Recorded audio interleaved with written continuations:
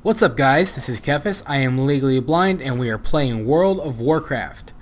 A couple months ago, I made a video showing you how I play my paladin in WoW in spite of the fact that I have a disability. I use a very unique, lazy method as I like to call it. Now, a lot of people may find this method boring, they may find this method lame, cheating.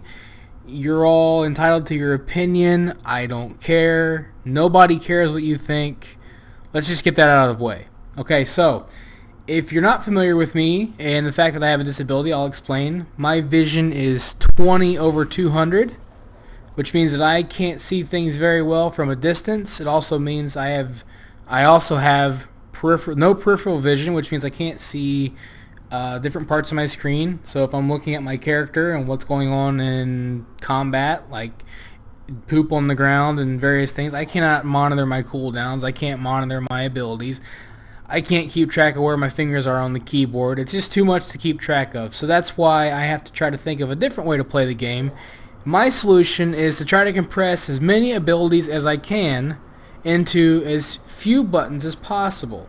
Now, back in the old days, like Burning Crusade, when everything was based off of a rotation, like hunters and whatnot, it was very common for people to make cast sequence macros to sort of simulate that rotation. Now, Blizzard has kind of moved away from that system and moved into a priority system where you got to attack and use this ability in this scenario, and when the stars are aligned and the moon is out, hit this ability, and yeah, it's stuff like that.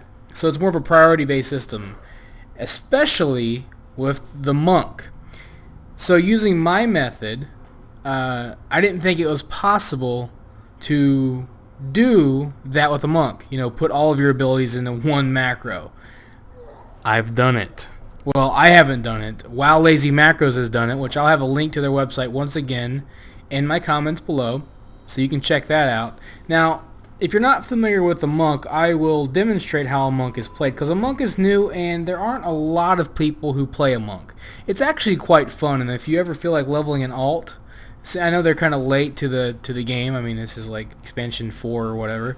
So a lot of people maybe don't want to level up again, but if you ever do, I recommend playing a monk because they're a lot of fun.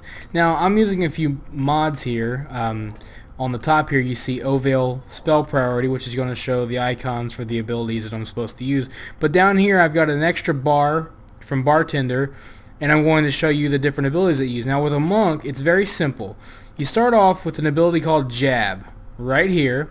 What Jab does is when you use it, it generates chi right here. It also uses your energy. Now, I have 2 chi. What I want to do is I want to use Rising Sun Kick. So wham, I use that, and that kind of puts a debuff on him, which I guess it missed. And it's also on cooldown, so we'll try again. Bam, there we go. Now we got it. Now I want to jab again. I missed. My hit must not be capped or something. Anyways, there we go. And you know, basically what you do is you build up your chi, and then you use other attacks to use the chi, and that's basically how it works. I mean, it's really quite unique. I mean, sort of different, I guess, but it's a lot of fun. I mean, it's different, it's challenging, and the key thing here is when you look at like how I'm playing, there's no way you can put that in a macro. I mean, you have to use one ability in this scenario, you have to use this ability in this scenario. I mean, you have to jab, and then you have to use Tiger Palm, and then you have to use Blackout Kick. So you have all these crazy abilities, and it just doesn't seem like you can macro all that. Now, I was raiding with this character, and I quit because I was focusing too much on the rotation, and it was getting very difficult for me to pay attention to the encounters themselves. So that was getting kind of frustrating. My DPS was okay, but it was just too hard to pay attention to everything, and certain fights were kind of crazy. So I hope I've done a decent job of trying to explain how this works in a basic sense. You kind of get the idea of how a monk works. I didn't go into like a full strategy of how you're supposed to do the priorities and all that stuff. But what I have done is I have created a macro. Well, somebody else created the macro on WoW Lazy Macros. I've kind of modified it slightly And I'm going to show you how I do monk DPS using one button, and I'm going to show you that now. So here we go. If you look down on the bottom right corner, you'll see the DPS meters. So just kind of keep your eye on that. Watch my monk. And I'm also using all my cooldowns, you know, everything that a monk would use. It's not perfect per se, but what you're noticing here, if you pay attention to the bar that I have with all the abilities on it, you are seeing that it is using the cooldowns. It just used it's used Expel Harm. It's using Rising Sun Kick when it's off cooldown pretty well. It is using Chi Wave, which is a talent that you want to pick. It's the really good monk DPS talent.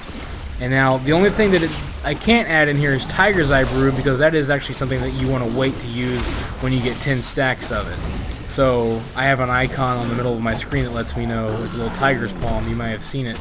It lets me know that I want to use Tiger's Eye Brew. So that's a second button, which is manageable for me. But as you're noticing, I'm doing pretty good DPS. Better than I was doing when I was trying to do it the right way. Now, the only ability that I don't have in here is Fist of Fury, which I'll show you what that is right now. I have that on a separate button as well. Fist of Fury, some people say you should use it all the time. Some people say you shouldn't use it all the time. What it does is it makes you stationary, and if you move, it stops casting. It's a cast ability, or a channeling ability, I guess is what it was actually called. And if you move, you'll break it. So you don't always want to use it. So I kind of don't leave it in the macro, and I don't really use it that often. And if you look at my DPS, you can't argue with the fact that I don't use it that often, because my DPS is, quite frankly, is outstanding. I'm doing more DPS on my monk than I am my paladin, and I am doing it wrong. Based on every standard of how you're supposed to play a monk, I'm not doing the priority system perfectly. It's kind of doing it somehow. It's doing it pretty well though. So that's basically how I'm playing the monk, and it's doing pretty reasonable, I think. I mean, I don't have my stats perfect. I'm probably not hit cap. Let's have a look here. See, my hit's below cap, so I was missing. My expertise is below cap. I need to fix this. And my item level is only 510. I think doing over 100k at an item level of 510 without being hit capped is pretty darn good. So, you know, I would love to gear him up even more and find out what he can really do. So I just wanted to show you how I play a monk, how I use the lazy method, a macro system to play a class that for all purposes should not be able to be played this way, but it's how I'm going to play it. It's a lot of fun. It's amazing, and I'm kind of figuring out how I can do this with just about every class in the game, even warriors and warlocks, and the DPS is pretty good. So by no means am I saying that I should be in the top rating guilds and I could down bosses this way, by no means, but you might see me topping charts in LFR and in flex raids and in dungeons, and that's enough for me. So this has been Kefis. I hope you enjoyed this video. Thanks for watching. Until next time.